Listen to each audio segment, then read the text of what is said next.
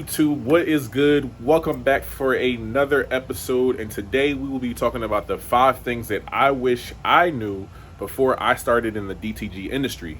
Now, before we start that, make sure you guys like, subscribe, hit the notification bell so you guys can be notified, man, when I make more videos like I am today. Also, make sure you guys hop in those comment sections. Let me know what you guys want to see me talk about, man. We're going to go over it all. But overall, man, I want this channel to help you guys out, to help grow your business and your clothing line if you have one. But all in all, man, let's get into it.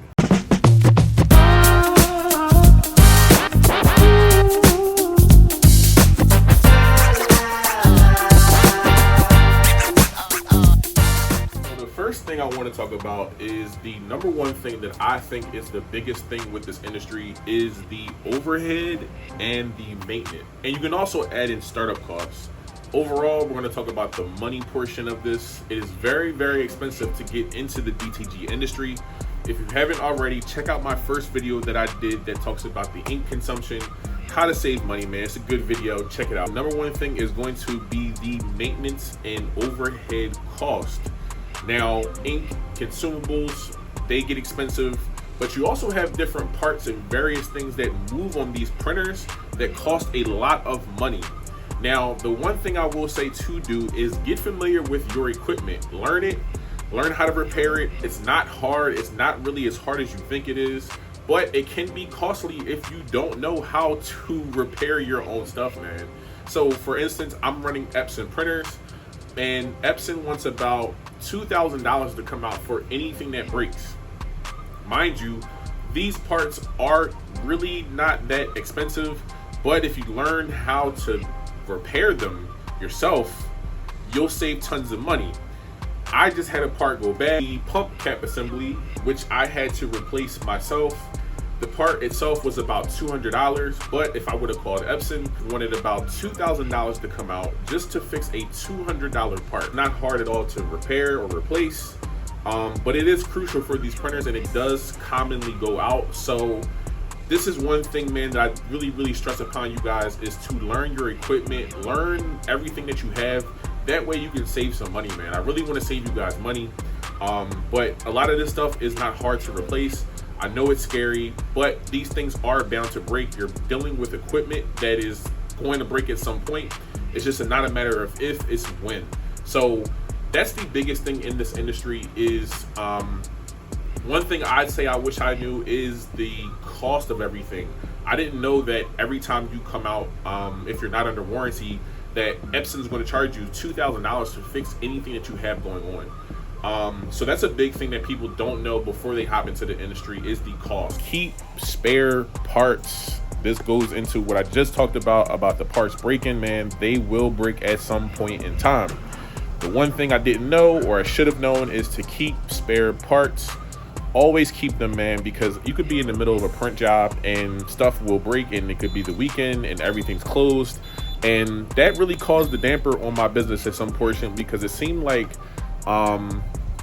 the smallest little part would hold up a big job, and if I would have just had a spare, that would have saved me a headache and just issues overall. So that's one thing I will say is to make sure you guys are keeping spare parts, especially the parts that are cheap. If you guys see parts that you guys are commonly replacing or have replaced, don't just buy one, buy two. But everything that you have, you should have a spare of everything. That helps you just have it on hand. If it breaks, bam, you have it and you're ready to go, versus, you know, just not opting out to just buy the piece when you just could have had it there and it's ready to go. So that really saved me, and just going through some of the things that I learned was the biggest thing is to have the spare parts on hand, because when you least expect it, they break. And it saved me a ton. So another tip that I would say is to make sure you guys try to bargain shop. So if possible, don't buy all of your equipment new. I made that mistake when I first started. I first bought a brand new printer. One of my printers are brand new. I paid $15,000 for the printer, but doing the math now and being in the industry now, it's honestly better to just go ahead and buy a used Epson printer. And this goes for Epson. I don't know what other brand printers are going for, but I can speak on Epson. and say that you can get a used Epson printer for about 2 to 3K. Again, the common things that go with these are the print heads. So if I were you, I would buy a used Epson printer, have Epson come out for the $2,000 service, save yourself some money. That's what I did for my second printer. My second printer, I paid about $4,000 for it. Got it on Marketplace.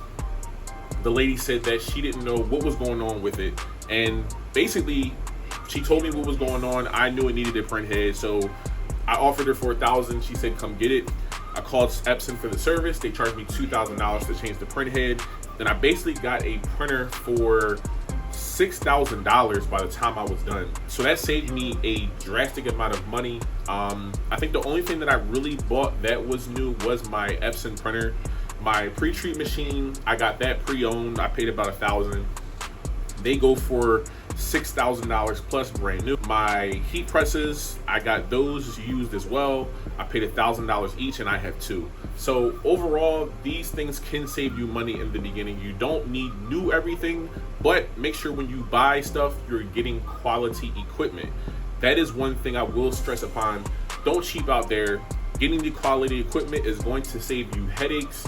It's going to save you troubleshooting issues, because if you don't get the right stuff, some of this foreign stuff that you see on Temu and Alibaba, they don't work the same when you get the name brand quality stuff. So that's one thing I would stress upon, is if you do save money, make sure you're getting brand name stuff. My heat presses, I got Geonites. My pre-treat machine, I have a Mr. T1, which does break a lot, but I've learned the machine. I've replaced a lot of parts on it.